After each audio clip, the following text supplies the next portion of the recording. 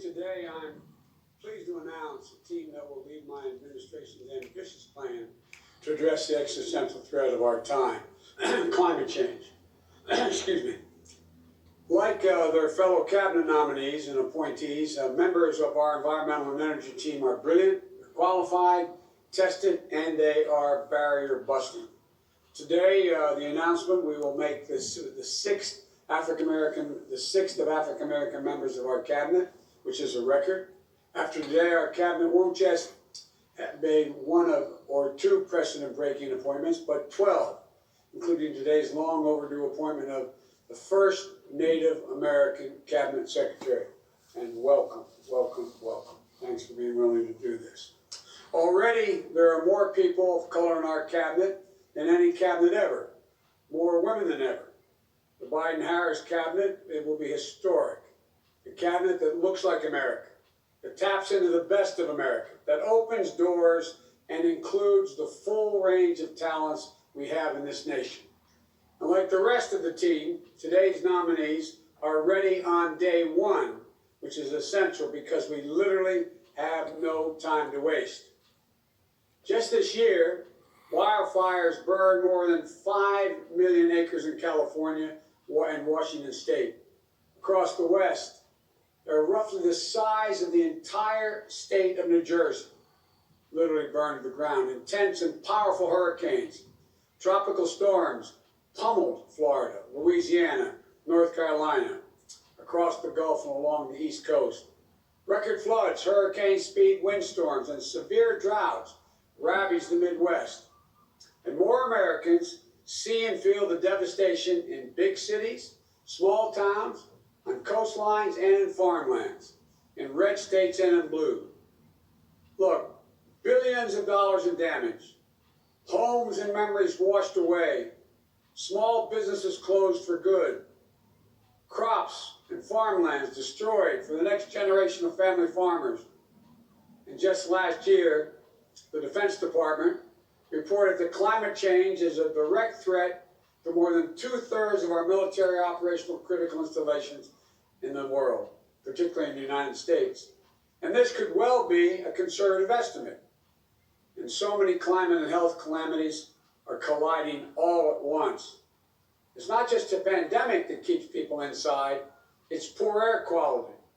Multiple studies have shown air pollution is associated with the increased risk of death from COVID-19. Folks, we're in a crisis. Just like we need to be a unified nation in response to COVID-19, we need a unified national response to climate change. We need to meet the moment with the urgency it demands, as we would during any national emergency.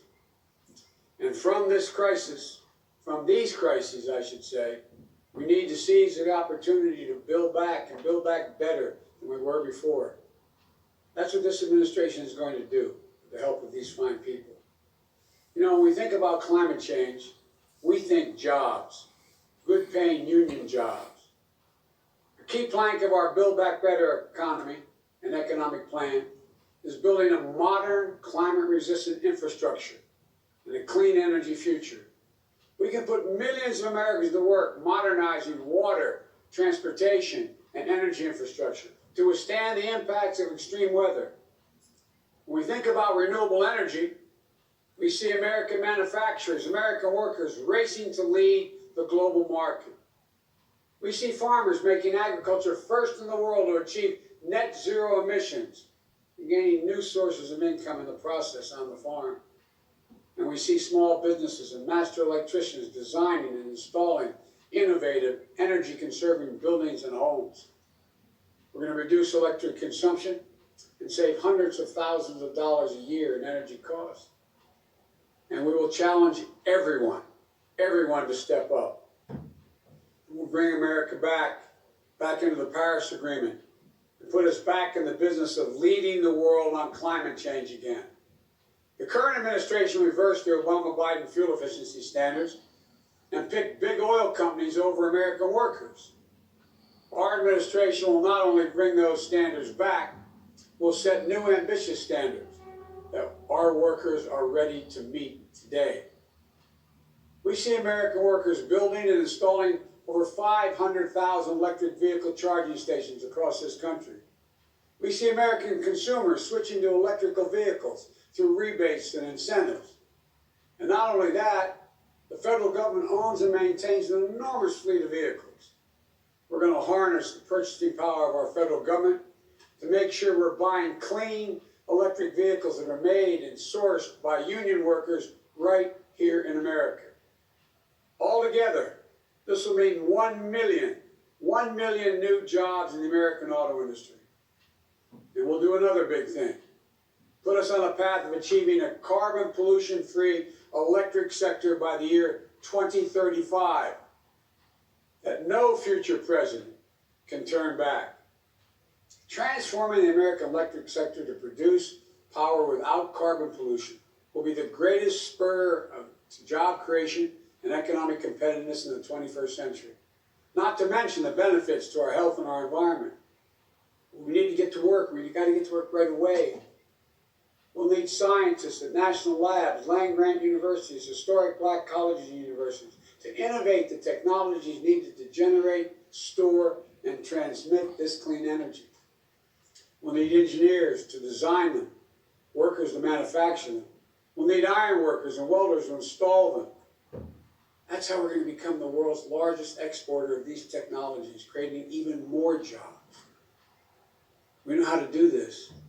The Obama-Biden administration reduced the auto industry and, I should say, rescued the automobile industry while reducing pollution and at the same time helped them retool. We made solar energy cost competitive with traditional energy, weatherized more than 1 million homes. The Recovery Act made record clean energy investments, $90 billion, on everything from smart grid systems to clean energy manufacturing. We're going to do it again, but this time bigger, faster, and better than before. We're also going to build 1.5 million new energy-efficient homes and public housing units that will benefit our communities 3 times over by alleviating the affordable housing crisis, by increasing energy efficiency, and by reducing the racial wealth gap linked to home ownership. We're going to create more than 250,000 jobs right away. To do things like working toward plugging the 3,200,000 abandoned oil and gas wells that the EPA says pose an ongoing threat to the health and safety of our communities. They're going to be good paying union jobs doing that. We're going to launch new modern day civilian climate corps to heal our public lands and make us less vulnerable to wildfires and floods. And I believe that every American has a fundamental right to breathe clean air and drink clean water. I know that we haven't fulfilled that right. No, we haven't fulfilled that right for a generation or more in places like Cancer Alley in Louisiana, or right here in my state along Route 9 in the Delaware corridor. Fulfilling this basic obligation to all Americans, especially low-income, white, black, brown, and Native American communities, who too often don't have the clean air and clean water. It's not going to be easy, but it's absolutely necessary. And we are committed to facing climate change by delivering environmental justice. These aren't pie-in-the-sky dreams. These are concrete, actionable solutions. And the team's going to get it done. For the Secretary of Interior, I nominate Congresswoman Deb Haaland. She's the Pueblo people, only 35 generations in New Mexico. And she's from a military family. Her mom, also Pueblo, served in the United States Navy. Her dad, a Norwegian American, a Marine, now buried in Arlington. A single mom, she raised her child while running a small business. When times were tough, they relied on food stamps. Congresswoman Haaland graduated from law school and then got involved in politics, public life. 2 years ago, she became one of the first Native American women to serve in the United States Congress. She serves on the Armed Services Committee and the Committee on Natural Resources and chairs the Subcommittee on National Parks, Forests, and Public Lands, which I have an incredibly sincere interest in, where she learned and she earned the respect of a broad coalition of people, from tribal leaders to environmental groups to labor. As the first Native American cabinet secretary in the history of the United States of America, she'll be a true steward of our national parks, our natural resources, and all of our lands. The federal government has long broken promises to Native American tribes who've been on this land since time immemorial. With her appointment, Congresswoman Hallam will help me strengthen the nation-to-nation relationship, and I'm honored to accept, she's been willing when I called her, to accept this critical role. Again, Deb, thank you for doing this. For Secretary of Energy, I nominate Governor Jennifer Granholm. First woman, where's Jennifer? Back there. She's a great friend as well. First woman to ever serve as governor of Michigan. In 2009, she faced the collapse of the defining industry of her state and our nation. But I saw firsthand how she responded. She bet on the auto workers. She bet on the promise of a clean energy future. Her leadership helped rescue the automobile industry in the United States of America, helped save 1 million American jobs, and helped bring Detroit back. Governor Granholm is just like the state she's led so efficiently and effectively for 8 years. Hardworking, resilient, and forward-thinking. Someone not only capable of solving urgent problems, but someone who sees the opportunities of the future and always their eyes on the needs and aspirations of working people. We become friends over time. Together, throughout her career, she's worked with states, cities, business, and labor to promote clean energy future, with new jobs, new industry, cleaner and more affordable energy.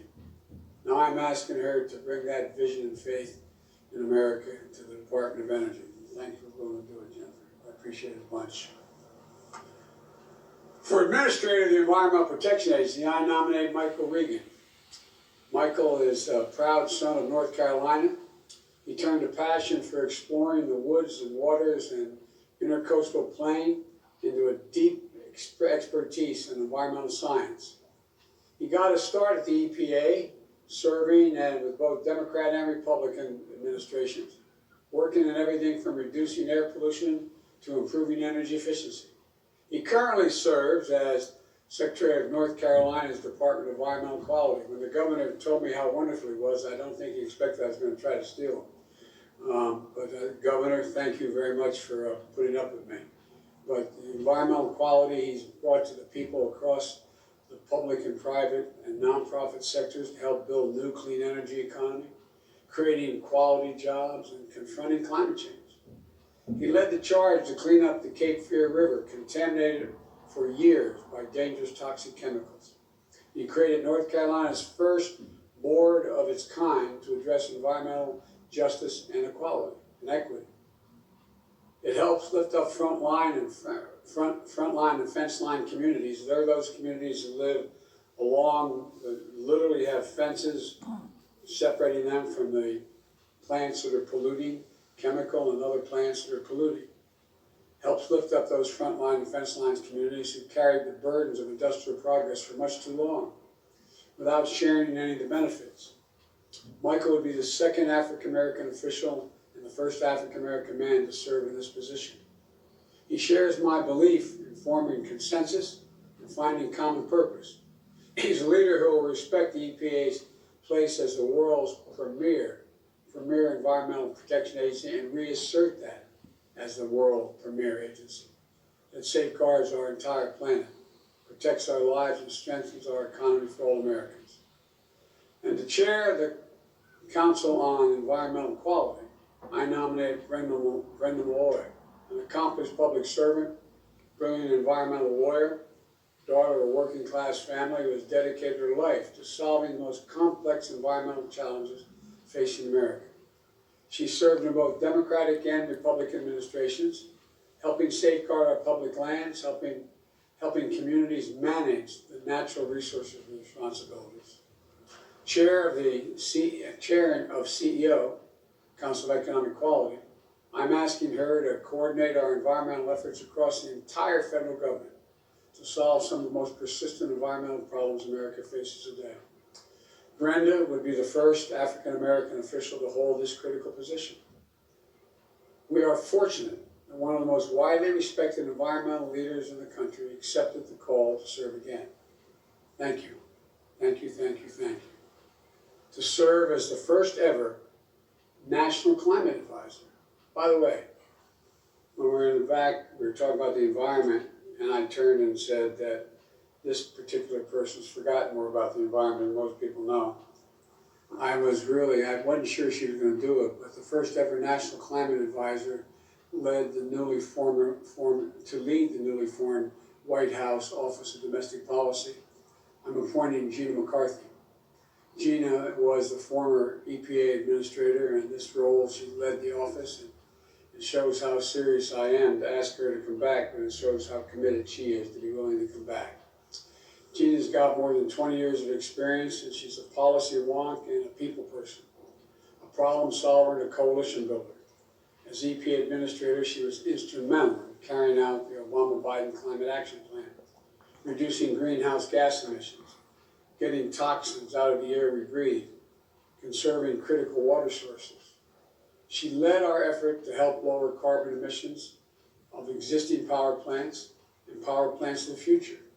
And by doing the necessary work here at home, she helped us rally the world around the Paris Climate Accords. Today, I'm asking her to take a singular focus on carrying out the ambitious climate agenda here at home and working with my special envoy, former Secretary of State John Kerry, who leads our climate effort around the world. And I'm grateful that she agreed to do it. I'm looking forward to working alongside her again. I used to drive her crazy when I was vice president, always calling, asking all these questions. And she's thinking, my God, what's he going to do as president? But and to serve as our National Climate Advisor, I appoint Ali Zaidi, excuse me. And Ali, you can call me Bidden. If I mispronounced your last name, I apologize. He served as the top climate advisor to President Obama and me in the Office of Management and Budget and the Domestic Policy Council. He helped draft and implement our climate action plan and secure the Paris Climate Agreement. He currently serves as New York Deputy Secretary of Energy and Environment and the state's chairman of Climate Policy and Finance. He's helping to create jobs generating solar and wind power, jobs building electric charging stations, and a more modern grid with bold climate action grounded in science, economic, and public health. And he's an immigrant from Pakistan who grew up in the Rust Belt outside of Erie, Pennsylvania. I was from the better part of the state, Northeast, we're in Scranton and Pittsburgh area, But all kidding aside, he knows we can beat climate crisis and we can do it with jobs. He knows we can deliver environmental justice and revitalize communities as well, too often overlooked and forgotten. And every day he'll walk into the White House knowing the world is looking for America to lead. I say to each one of you, thank you for answering the call. And thank you to your families. We could not do this without them, couldn't do it without you. To the career civil servants at the agencies, I know many of you have felt forgotten for a long time. We look forward to working with you, for once again carrying out your department's mission and honor the integrity of the offices and the organization you're involved with. And to the American people, yes, the goals I've laid out are bold. The challenges ahead are daunting. But I want you to know that we can do this. We must do this, and we will do this. We are America. There's nothing we can't do when we do it together. So I say again to all of you, God bless you all. May God protect our troops. And now I'm going to turn this to the team, starting with our next Secretary of Interior, Congresswoman Deb Haaland. Deb, the floor is yours once they come off.